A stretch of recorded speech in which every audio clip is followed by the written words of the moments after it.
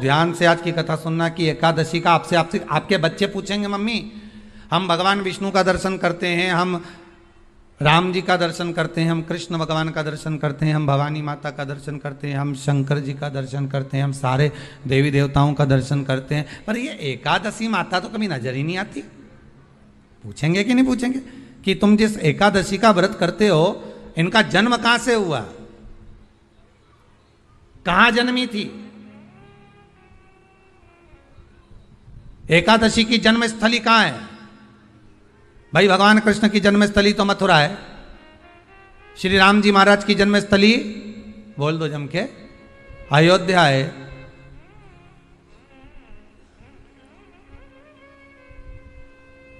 कोई आपसे पूछ ले कि एकादशी की जन्मस्थली कहां है तो आधे लोग तो बाल खुजाने में लग जाएंगे कि एकादशी आखिर पैदा कहां हुई थी, जन्म कहां लिया था, इसका जन्म हुआ कहां था, कहां जन्मी थी ये?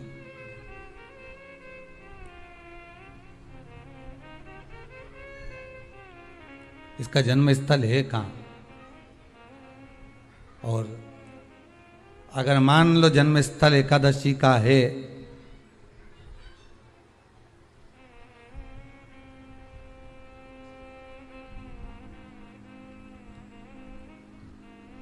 और एकादशी अगर जन्मी है, उसका जन्म हुआ है और दुनिया के लोग इतना व्रत करते हैं, उपवास करते हैं,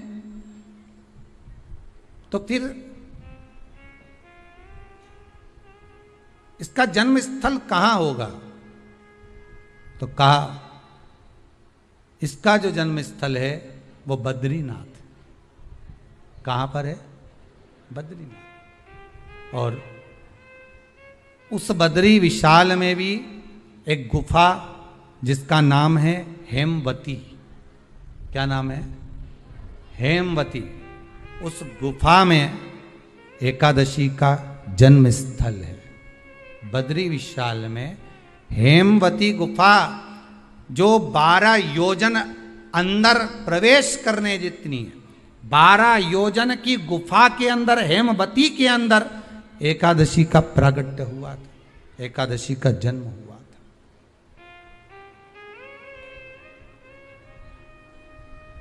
अब तो बता सकते हो ना कि कोई पूछे कि राम जी का जन्म अयोध्या में हुआ, भगवान कृष्ण का जन्म मथुरा में हुआ, और कोई पूछ ले आपका जन्म कहां हुआ था, अपन कह सकते ना सीहोर में हुआ हमारा।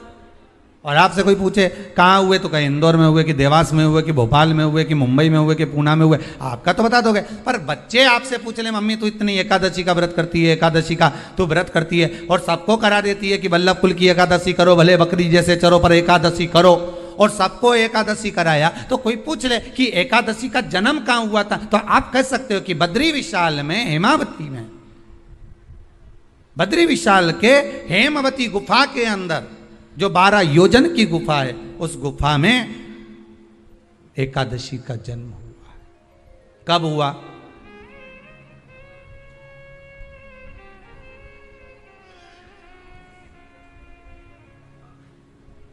जन्म होने का कारण, राम जी के जन्म होने का कारण था रावण का संहार। भगवान कृष्ण के जन्म होने का कारण था कंस का संहार। नरसिंह भगवान के जन्म होने का कारण, प्रकट होने का कारण था हिरण्यकशिपु का संहार। वराह भगवान के प्रकट होने का कारण था कि पृथ्वी को जल पर लाकर ठहराना, हिरण्याक्ष का संहार।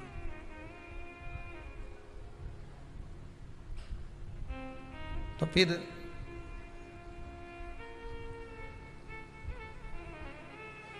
इसके जन्म का कारण क्या है? तो कहा इसके जन्म का केवल एक कारण है। सतयुग में, अब एक और बात का बहुत ध्यान दीजिएगा महाराज, सतयुग एक बार नहीं हुआ कि तुम सोचो कि सतयुग के बाद में द्वापर, त्रेता आ गया, त्रेता के बाद द्वापर आ गया, द्वापर के बाद कलयुग आ। एक सतयुग नहीं है, एक त्रेता नहीं है, एक द्वापर नहीं है, ना जाने कितने कितने सतयुग निकल गए, ना जाने कितने कितने द्वापर, त्रेता, कलयुग, ना जाने कितने निकल गए।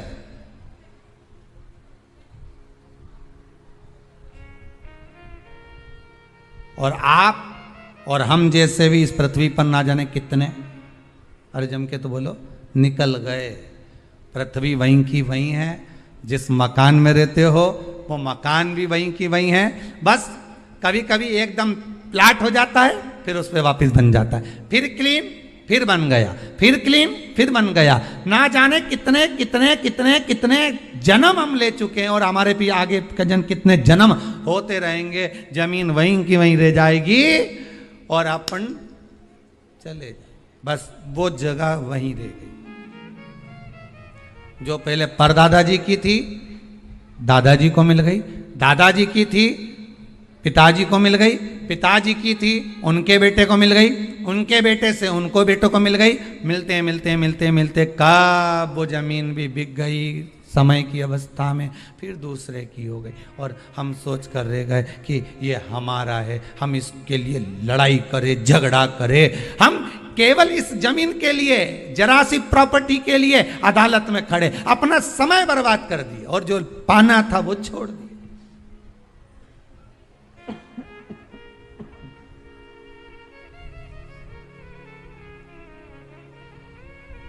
जो पाना था वो छोड़ दिया हमने।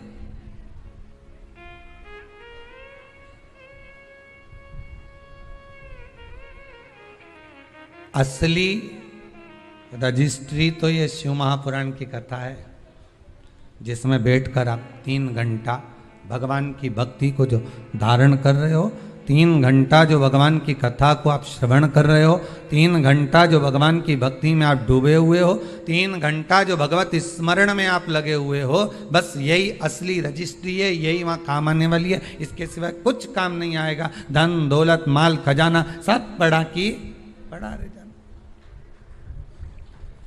सब धरा की धरा।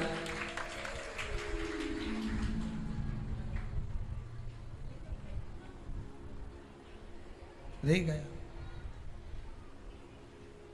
वो एक लाइन आप लोग स्मरण करते होंगे, सज धज के जिस दिन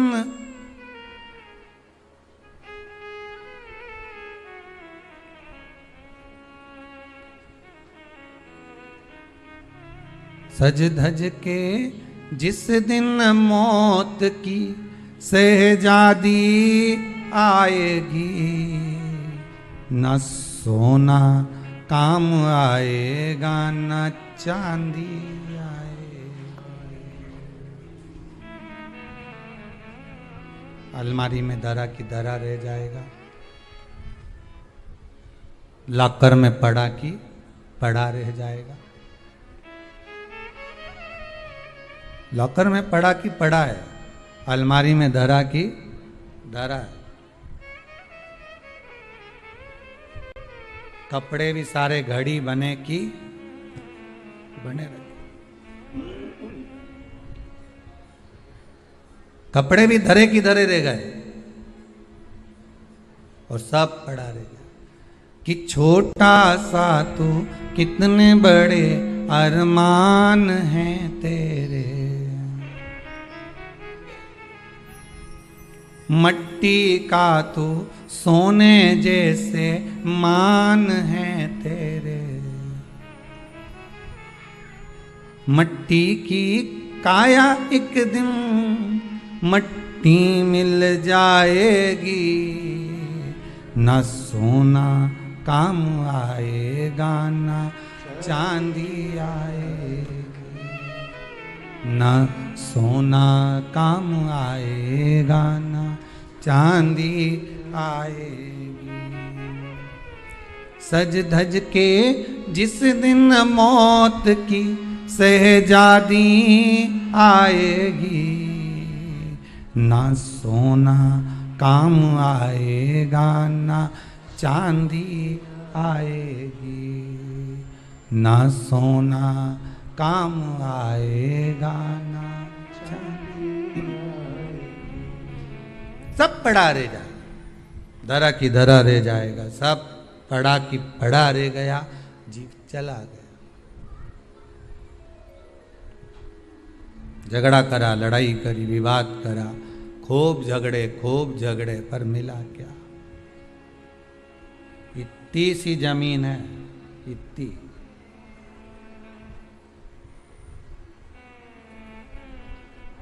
मिल भी गई,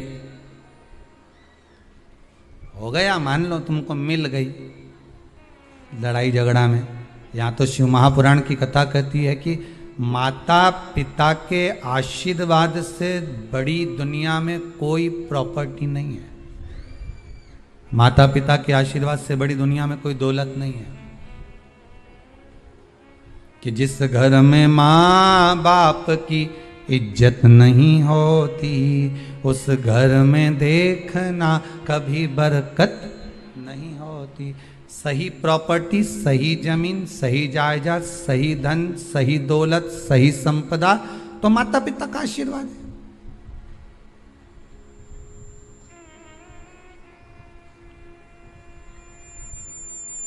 सही दौलत तो वही है, सही जायदाद तो वही है। अब प्रयास करना एकादशी के दिन कोई पत्ती ना टूटे। अगर आपको तुलसी के दल की भी जरूरत है तो आप दूसरे से कह सकते हो कि मुझे तुलसी का दल ला दे।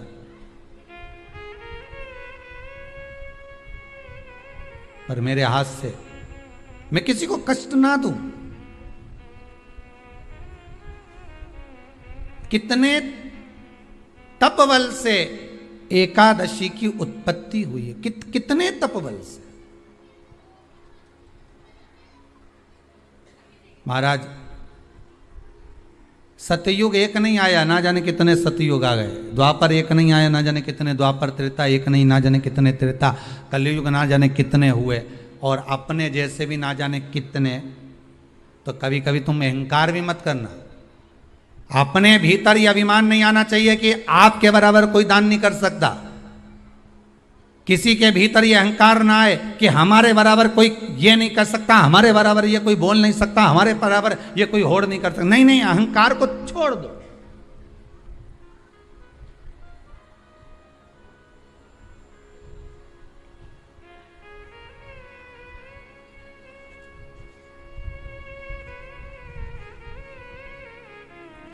इस भारत की भूमि पर, इस भारत माता की गोद में अगर वीर भी जन्मे तो ढेर वीर जन्मे। कोई एक नहीं, कोई एक सोचे कि मेरे बराबर कोई और नहीं कर सकता। नहीं नहीं, ना जाने कितने। इस भारत माता की गोद में अगर दानी भी जन्मे तो ना जाने कितने। कोई ये ना सोचे कि मेरे बराबर कोई दान नहीं कर सकता। इस भारत माता की गोद में सुंदर भी जन्मे तो इतने। कोई ये ना कह सकता है कि मेरे बराबर कोई सुंदर नहीं है। और इस भारत माता की गोद में कलाकार भी जन्मे तो इतने। कोई ये नहीं कह सकता कि इसके बराबर कोई नहीं। इस भारत माता की गोद में कथाकार भी ढेर जन्मे। कोई ये नहीं कह सकता कि इसके बराबर कोई नहीं। भगवान ने पैदा करा। अभिमान नहीं होना चाहिए, अहंकार नहीं होना चाहिए। ना जाने कितने हों।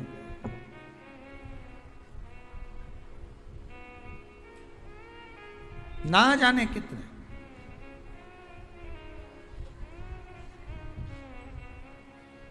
बस हो सकता है सतयुग, त्रेता, द्वापर, कलयुग भी जो अनेक हुए हैं तो हम भी अनेक होंगे। हम भी ना जाने कितने होंगे। सतयुग की कथा है। सतयुग में एक नाड़जंग नाम का एक असुर हुआ।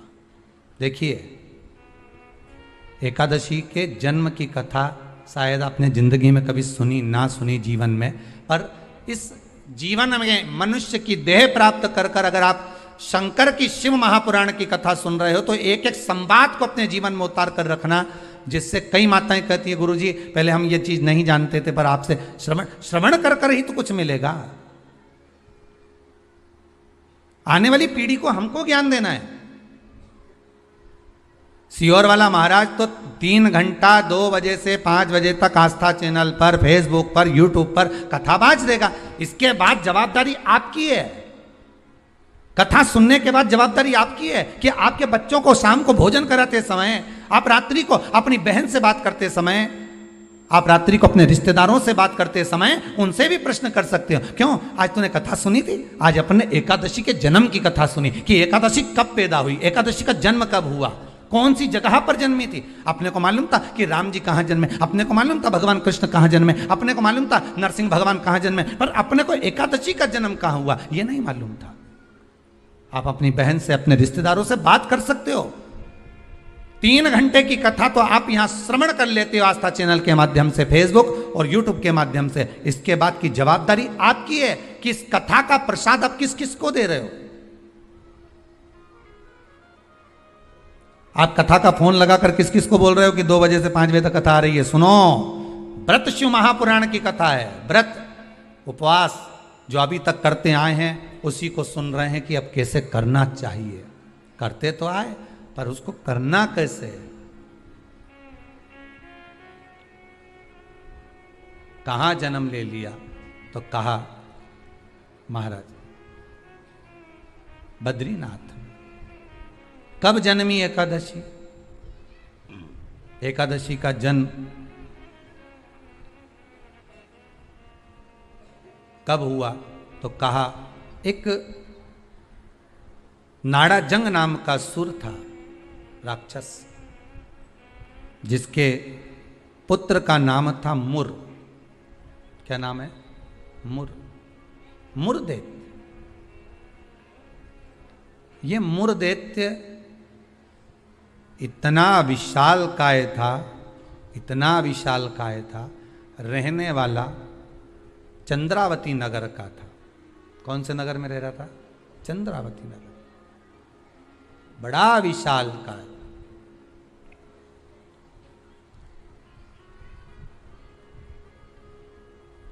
इसमें बल इतना था, इतना बल था कि एक दिन मुरदैत्य ने तप साधना कर कर, दान पुण्य कर कर, स्मरण कर कर सारा पुण्य अपने खाते में रख लिया। आपको कल कथा में कहा था, उद्यापन करना मतलब उतने व्रत का पुण्य अपने खाते में जमा कर लेना, फिर वो समाप्त नहीं हो सकता।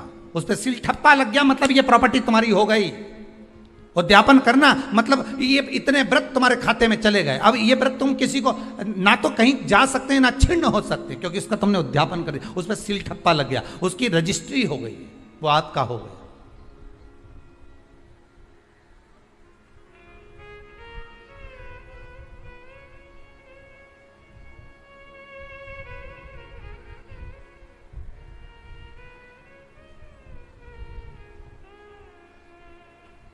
अब मुरदैत्य बड़ा उपद्री था, बड़ा उपद्री, इतना उपद्री, पर साथ में वो दान भी बहुत करता था, साथ में वो पुण्य भी बहुत करता था, सत्कर्म बहुत करता था। अब पर ये सब कुछ करने के साथ में वो पाप भी बहुत करता था।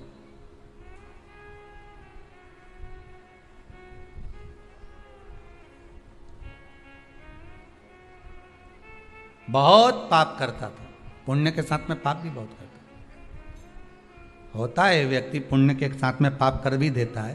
शंकर जी के मंदिर में लोटा भर के पानी चढ़ाने गया और मन में विचार कर कर गया, बताओ अपने आप को कैसी इत्र आ रही है। दूसरे को देख के अपन तुरंत उसी समय पे पाप कर दिया। बताओ अपने आप को कितनी इत्र आ रही। अरे अरे वो इतरारे इतरान दे, तू तो अपना शंकर जी के जल चढ़ाने, हरि ओम बोलने, नमः शिवाय बोलने अपने घर जा। तेरे को क्या करना कि इतरारी ने कहीं कर रही, वो करे करना। तुम तो शंकर जी भजो, शिव नाम जपो, शंकर का स्मरण करो और भगवान का भजन करके अपने घर जाओ बस।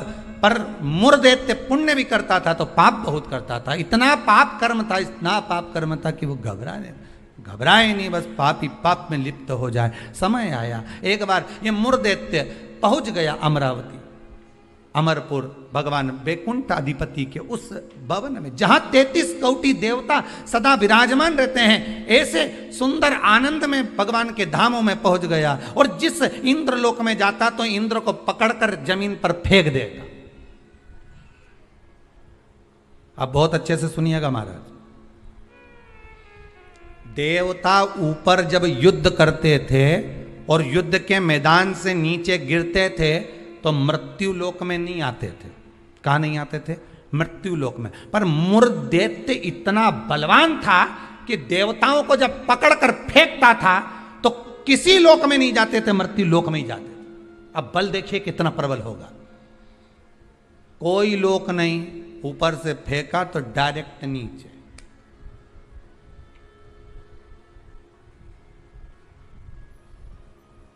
सीधे नीचे।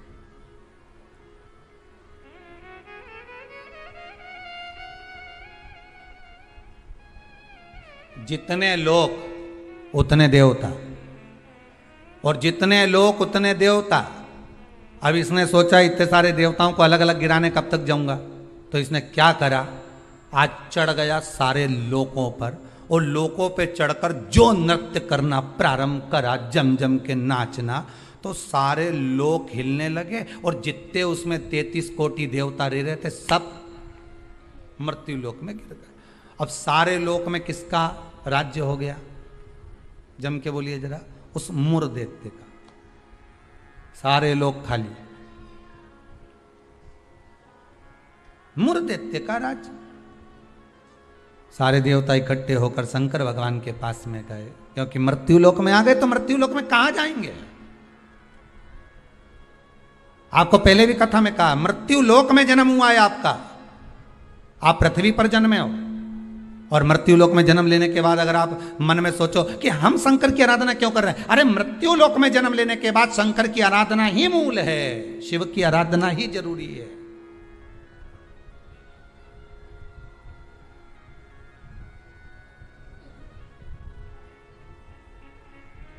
कहां जाएं, किससे कहें। वैकुंठ लोक के अधिपति भगवान विष्णु, ब्रह्मलोक के अधिपति भगवान ब्रह्मा, इंद्र लोक के अधिपति इंद्र, यमलोक के अधिपति यम, मृत्यु लोक के अधिपति महादेव है, भगवान शिव है। और अगर आप मृत्यु लोक में रह रहे हो तो आपके जीवन में अगर दुख है, तकलीफ है, कष्ट है, रोग है, बीमारी है, तकलीफ में हो तो शंकर की शरण में जाइए। सारे 33 कोटि देवताओं का चरित्र एकादशी के जन्म की कथा कर रही है, पद्म पुराण की कथा कर रही है, स्कंद पुराण की कथा कर रही है, शंकर की पावन कथा कर रही है कि देवता जब मृत्यु लोक में आ गए, और मृत्यु लोक में आने के बाद उनको जब कष्ट हुआ, किसी देवता के पास नहीं गए, सबसे पहले शंकर जी के पास गए, क्योंकि जो करीब में होता है उसी को पुकारा जाता है। एक बहू पूना में रह रही है और एक बहू तुम्हारे साथ में रह रही है, और तुम्हारा पेट दुखे या चक्कर आ रहे हैं तुमको, तो क्या पूना वाली को फोन लगा के बोलोगी बहुत चक्कर आ रहा है।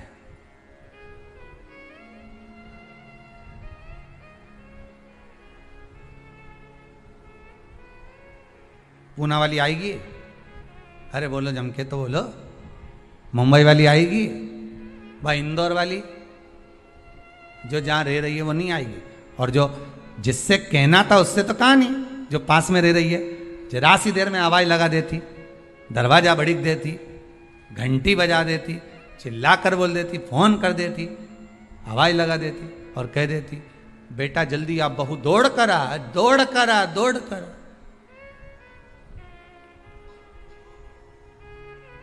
बोलो आती कि नहीं आती।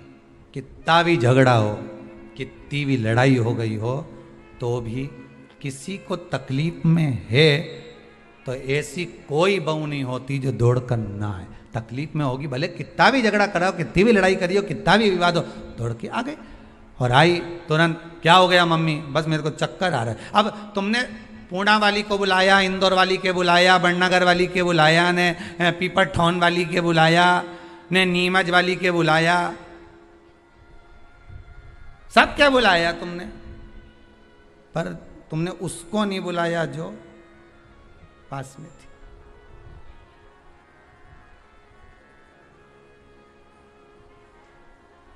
जो नजदीक में थे। मृत्यु लोक में जब देवता नीचे गिर गए तो इनके नजदीक में कौन थे, भगवान शंकर। जब शंकर भगवान नजदीक में थे तो सारे देवता शिव जी के पास दौड़ कर गए, भोलेनाथ जी के पास दौड़ कर जाकर हर हर महादेव, हर हर महादेव, हर हर महादेव। जैसे ही हर हर महादेव बोला, शंकर भगवान के नेत्र खुल गए। शिव जी ने पूछा कैसे आना हुआ ये तो बताओ। कहा महाराज जी ये वो मुर दैत्य ने हम सबको नीचे पटक दिया। अच्छा तो फिर क्या चाहते हो, बस उस मुर दैत्य का संहार कर दो। शंकर भगवान बोले मुर दैत्य का संहार मैं करूंगा।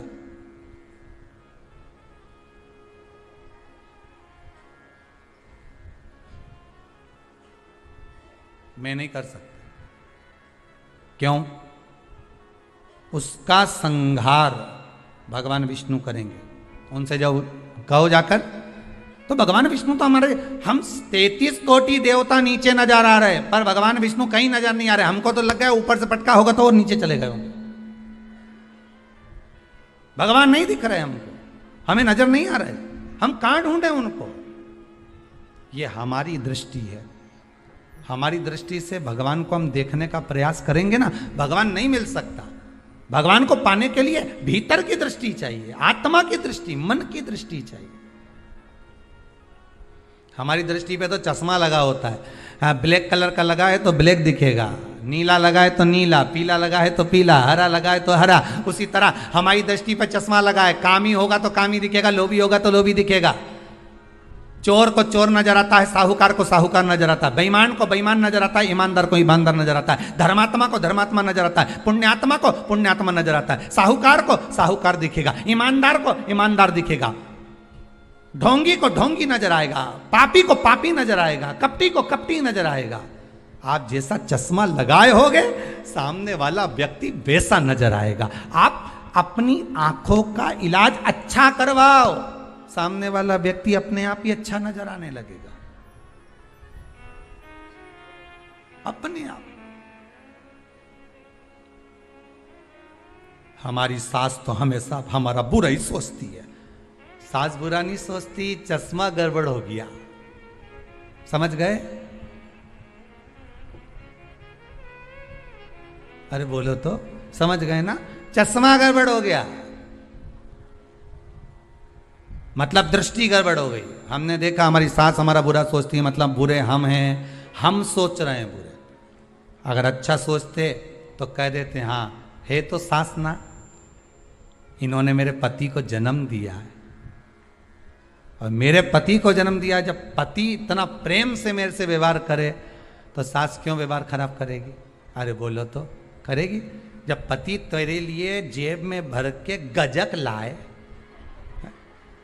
कुरकुरा लिया है, चिप्स लिया है, तब तूने एक बार भी नहीं किया कि बताओ मेरा क्या जो, तो कहे पति अच्छा है पर सास बुरी। नहीं नहीं, दृष्टि हमारी बुरी है, उसमें हमें सामने वाला व्यक्ति गलत नजर आ रहा है। हम अच्छा देखना प्रारंभ कर देंगे ना तो हमको अच्छा मिलने लगेगा।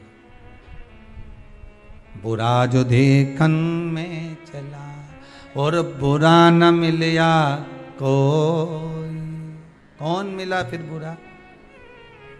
मन।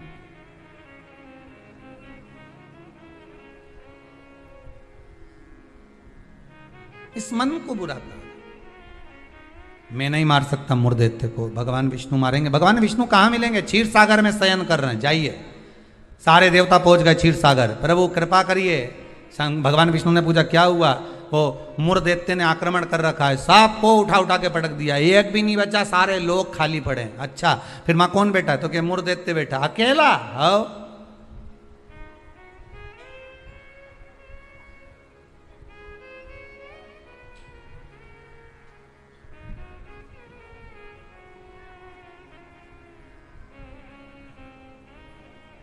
वो अकेला बैठा। हाँ, भगवान विष्णु बोले आप चिंता मत करो, चलो चलो हमारे साथ। चंद्रावती नगर पर सारे 33 कोटि देवता आक्रमण कर दो। शंकर भगवान तो मुस्कुराने लगे। एक मुर्दैत्य के लिए 33 कोटि देवता अपना अपना लोक छोड़कर आ रहे हैं युद्ध करने के लिए। विचार करिएगा जरा। एक व्यक्ति की हस्ती मिटाने में, एक व्यक्ति की हस्ती मिटाने में ना जाने कितने लग जाते हैं नीचे गिराने में, ना जाने कितने।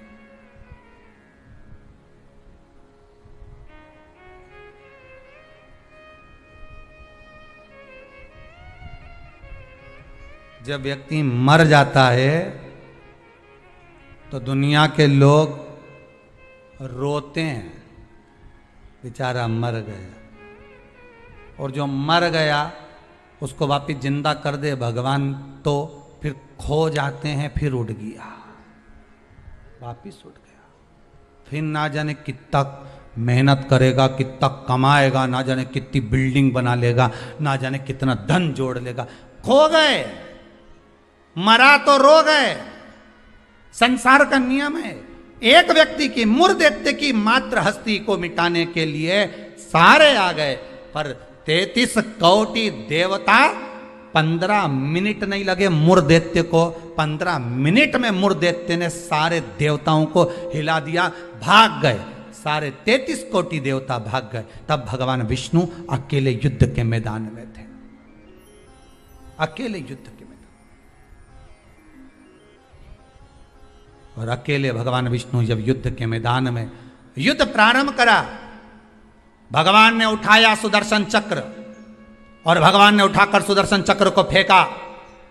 मूर्धदेत्य के जितने जितने असुर थे, जितने राक्षस थे, सबका संहार करने के लिए फेंका। फेंक तो दिया, सारे जितने असुर थे वो मर भी गए, पर मूर्धदेत्य इतना प्रबल था कि उसने एक फूंक मारी, सबको जीवित कर दिया। भगवान विष्णु आश्चर्य में पड़ गए, गजब गजब। ये एकादशी के जन्म की कथा है।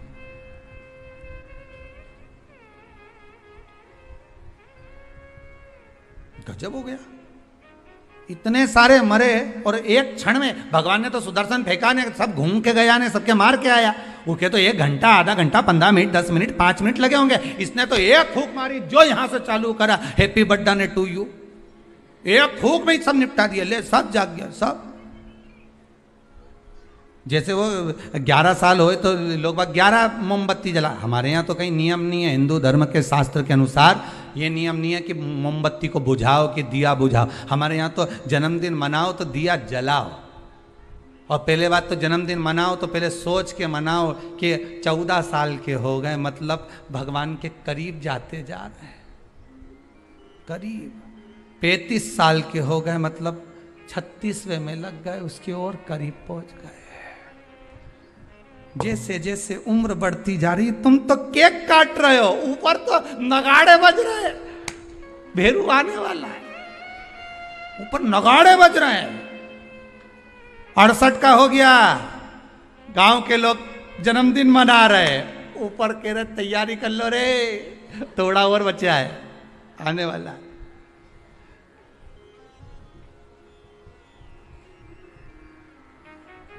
कई लोग पूछते हैं तो गुरुजी क्या हम जन्मदिन नहीं मनाए? हमने कहा मनाओ।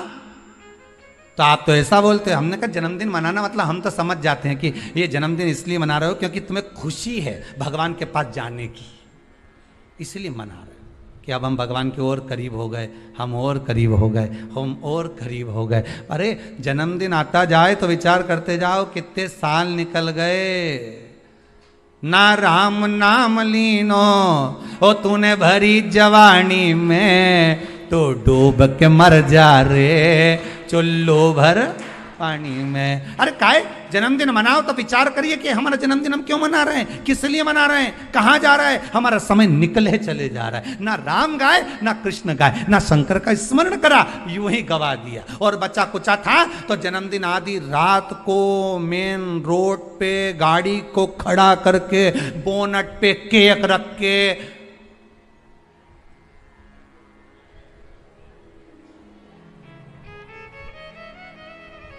तो बेचारा इतना अच्छा व्यक्ति का जन्मदिन रोड पे मना रहे जैसे बेचारा अनाथ है रे, इसका कोई नहीं बापड़े का। उसके घर में उसकी मम्मी है, उसके घर में उसके पिताजी हैं, उसके घर में उसका भाई है, उसके घर में पूरा परिवार है, और जन्मदिन कहां मना रहा है? रोड पे। हैप्पी बर्थडे टू यू, क्योंकि अनाथ है तो जन्मदिन रोड पे मन रहा है। अगर अनाथ नहीं होता तो जन्मदिन उसके माता पिता को खड़े रखकर मनाते हैं कि इस माता ने जन्म दिया है तेरे जैसे बेस्ट फ्रेंड को, इसको जन्म दिया है, इस माता ने मेरे दोस्तों को जन्म दिया। खुश होते कि माता पिता ने जन्म दिया। सबसे पहले जन्मदिन पर अगर पूजन करना है तो माता पिता के गले में माला पहनाओ कि इनने तुम्हें जन्म दिया है, तुम्हारे जैसा व्यक्ति इसने पैदा किया है, तुम्हारे जैसे जीव को इसने जन्म दिया है। तुम्हें जो दोस्त मिला, तुम्हें जो फ्रेंड मिला, जो तुम्हें, समझ गए, भेरू के भेरवी ने भेरवी के भेरू मिल गया। तो जिसने जन्मदिन की खुशी उनके सामने मना।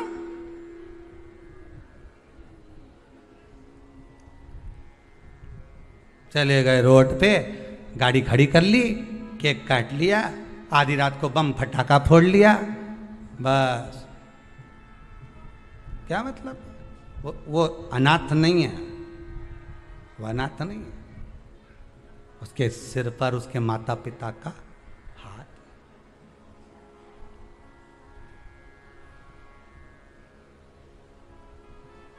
ने एक फूंक मारी केक की,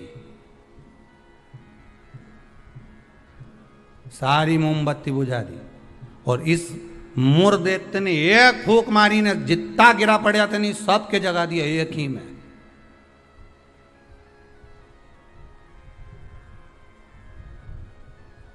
मेरे को तो लगे वो कहीं कहीं का बाबा जोगी और नहीं हो, नहीं जिसके यहाँ झाड़ा लगवाने लोग जाए, एक फूंक मार दो उठी क्या। तो ये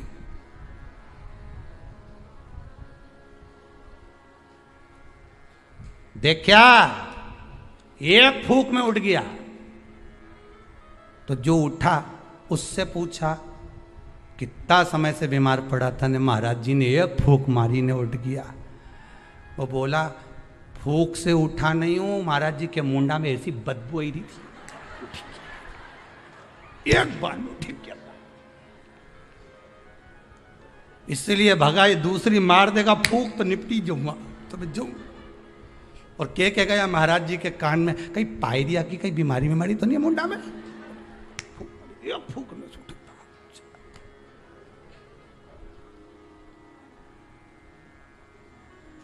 अब अभी महाराज जी ने उसको मारी थी, अब महाराज जी खुद के मार के देखो,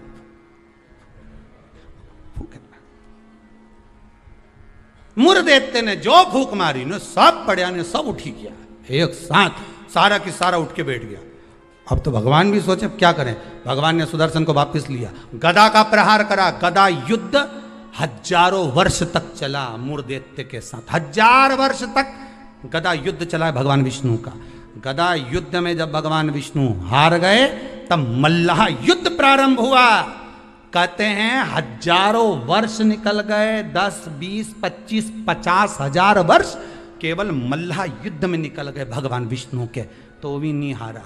आखिरी में भगवान विष्णु की हापड़ी थोड़ी ऊंची, भगवान विष्णु को लगा कि ये हार नहीं रहा। भगवान विष्णु थक गए, क्योंकि ये मुर्देत्य तो पत्थर जैसा था और मेरे नारायण कमल जैसे कोमल थे। भगवान एक जगह जाकर बैठे, लक्ष्मी जी ने, पद्मावती जी ने, माता लक्ष्मी ने जाकर पूछा नाथ हुआ क्या है? भगवान कह रहे हैं मैं थक चुका हूं, हजारों वर्ष से युद्ध लड़ रहा हूं पर तू ये हारता नहीं है। तब लक्ष्मी मैं आता हूं तो रुक। लक्ष्मी जी को क्षीर सागर में रोका और भगवान नारायण दौड़ कर गए बद्री विशाल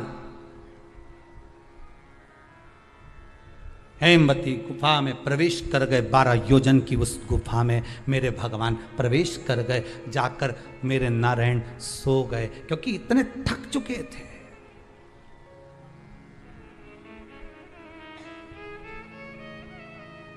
इतने थक गए थे और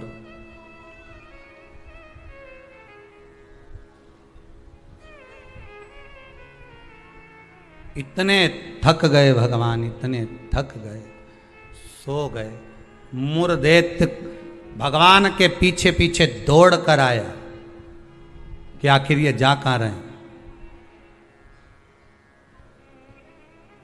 ये जा कहां रहे हैं। मुर्देत्य ने विचार करा आज भगवान भाग कर कहां जा रहे हैं मुझसे।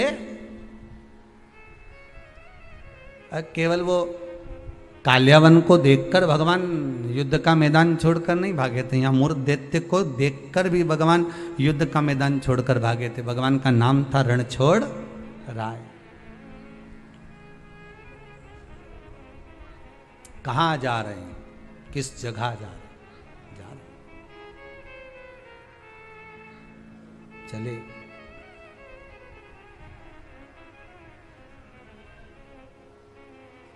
गुफा में मुर्देत्य ढूंढते ढूंढते उस हेमवती गुफा के अंदर प्रवेश करने लगा।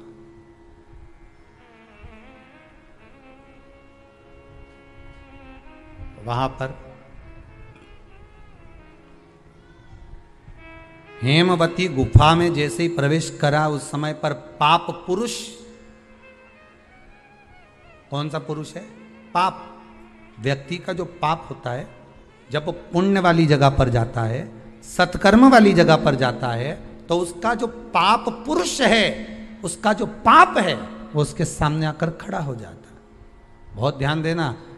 क्यों कहते हैं कि मंदिर जाओ, क्यों कहते हैं तीर्थ जाओ, क्यों कहते हैं सत्संग में जाओ, क्यों कहते हैं कथा स्मरण में बैठ जाओ, क्यों कहते हैं? हमारा जो पाप है वो हमसे, जैसे ही हम तीर्थ गए, जैसे ही हम भजन में गए, जैसे ही हम कथा में गए, जैसे ही हम कीर्तन में गए, जैसे ही हम स्मरण में गए, जैसे ही भगवान की भक्ति में हम पहुंचे, हमारा पाप जो हमारे सम्मुख में था, हमारे साथ में था, वो पाप हमसे दूर हो जाता है। और मूढ़ दैत्य के सामने वही पाप पुरुष आकर खड़ा हो गया। अंदर प्रवेश कर रहे थे मूढ़ दैत्य, पाप पुरुष ने रोक दिया। कहां जा रहे हो तुम? तुम्हें मालूम नहीं तुम कहां प्रवेश कर रहे हो? तुम्हें ज्ञात नहीं है क्या? ज्ञात है। मैं भगवान विष्णु को ढूंढने जा रहा हूं, उनके साथ मेरा युद्ध हो रहा था। अच्छा, मैं भगवान विष्णु को ढूंढने जा रहा हूं क्योंकि उनके साथ मेरा युद्ध हो रहा था। पाप पुरुष ने रोक दिया, अंदर नहीं जा सकते क्योंकि अंदर पुण्य है, आप रुको वहीं पर। रोक दिया। जब मूढ़ दैत्य ने पाप पुरुष को हटाया और अंदर प्रवेश करने लगा, 11 दिन तक, एकादशी दिन तक, 11 दिन तक पाप पुरुष और मूढ़ दैत्य दोनों की बात संवाद हुई है।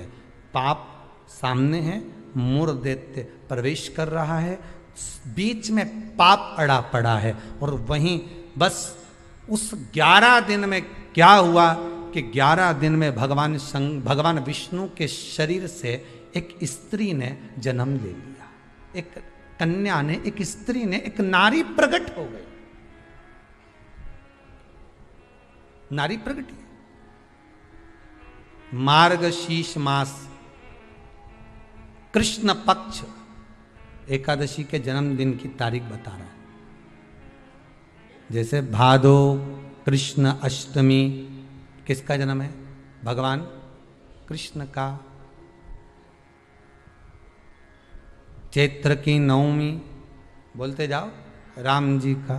कोई आपसे पूछे कि एकादशी का जन्म कब हुआ था? मार्गशीर्ष मास की सुंदर कृष्ण पक्ष की एकादशी के दिन, जब 11वां दिन था भगवान को सोते हुए, तब भगवान के शरीर से एक कन्या ने, एक स्त्री ने जन्म लिया। 11वें दिन जन्मी, इसलिए भगवान आगे इसका नामकरण संस्कार करेंगे, उसका नाम एकादशी रखेंगे।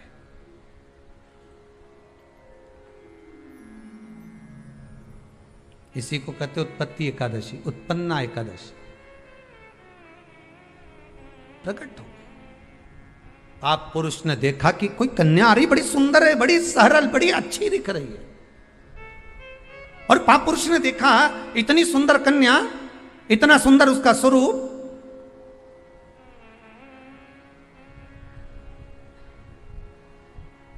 कईयों के मन में बड़ा प्रश्न होता है महाराज जी, कई माताएं बहुत प्रश्न करती हैं, कहती हैं गुरुजी क्या एकादशी का व्रत केवल वेदव्य नारी करती है? क्या एकादशी का व्रत केवल संत करते हैं, साधु करते हैं? नहीं नहीं, एकादशी का व्रत तो जन्म लिया बच्चे से लेकर मृत्यु के घाट पर पड़ा हुआ व्यक्ति भी एकादशी का व्रत कर सकता है। अपनी एकादशी स्वयं करो, मरने के बाद दूसरे लोग एकादशी दें, उससे अच्छा है कि अपना अकाउंट में खुद जमा करते चलो। तो बुरे वक्त में थोड़ा बहुत कहीं ना कहीं अपने का यमदूत आ गया, यमराज आ गया और उसने कहा लाओ एकादशी दो। अब तुम तो इंतजार में बैठी कि अभी 12वां तो हम दो, तो क्या 12वां के कहीं करेगी? तो क्या 12वां के हमारा छोरा उन्हें एकादशी देगा? तुम खड़े रहो। अब वो 10 दिन तक तो इंतजार करा। गरुड़ पुराण में लिखा है, जीवात्मा के जब प्राण छूटते हैं, किसी के प्राण छूटे, प्राण छूटने के 10 दिन तक जीवात्मा घर की अटारी पर रहती है। अब 10 दिन के बाद तो जाएगी।